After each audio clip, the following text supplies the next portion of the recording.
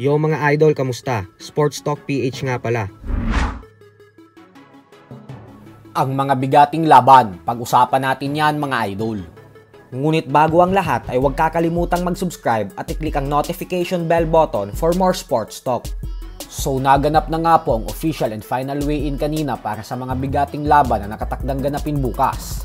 Wala pong naging problema ang lahat sa pagkuha ng tamang timbang dahil tumimbang si Ryan Garcia ng 146.8 pounds, habang si Rolando Romero naman ay 146.6 pounds. Parehong pasok sa 147 pound limit ng welterweight division, habang si Devin Haney naman ay tumimbang ng saktong 143 pounds at ang kanyang katunggali naman na si Jose Ramirez ay 143.8 pounds.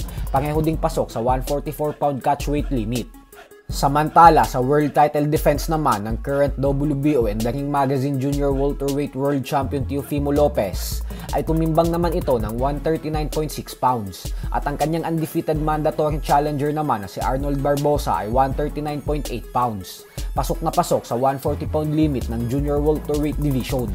At dahil walang aberya sa pagkuha ng mga timbang ang mga fighters, kaya naman tuloy na ang kanilang mga sagupaan bukas sa mismong sentro ng Times Square sa New York City.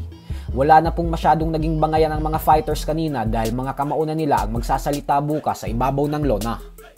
Sa kabilang banda naman mga idol ay naganap na din nga po kanina lamang ang final press conference para sa bigating bakbakan sa linggo sa pagitan ng current super middleweight world champion Canelo Alvarez at ng undefeated IBF super middleweight world champion William Scull. Ang mananalo sa dalawa ay ang siyang tatanghalin bilang undisputed super middleweight world champion. Kaya naman kapag naging matagumpay si Canelo sa laban, ay may pagkakataon gumawa ng bagong record si Terence Crawford sa kanilang sagupaan ni Canelo sa buwan ng Setyembre.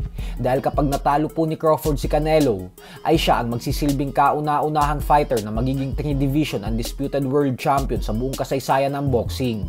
Subalit tulad nga po sa sinabi ni Canelo, ay ayaw niya daw munang pag-usapan ang laban niya kay Crawford hanggat hindi pa natatapos ang laban niya kay William Scull. Gawa ng nakatuon daw talaga ang kanyang buong atensyon kay Scull. At bagamat nagpapakita po ng respeto ang dalawang ito sa isa't isa, ay nagbanta po si Scull na excited na daw siyang gulatin ang buong mundo sa linggo. Kumpiyansa daw siya na siya talaga ang magtatagumpay sa laban dahil napag-aralan niya ng umano ng gusto ang mga galaw ni Canelo at na may perpektong game plan umano siya para masiguro na mapapataob niya ang Mexican superstar. Habang si Canelo naman ay sinabing sana lang daw ay panindigan ni Scull ang mga sinasabi nito. Madami na daw kasi siyang nakatapat na ganito din ang mga pinagsasasabi bago ang laban. Subalit sa oras umano na matikman na ng mga ito ang kanyang kamao, ay nag-iiba na ang mga aura nito at panay takbo na lang ang ginagawa sa ibabaw ng lona.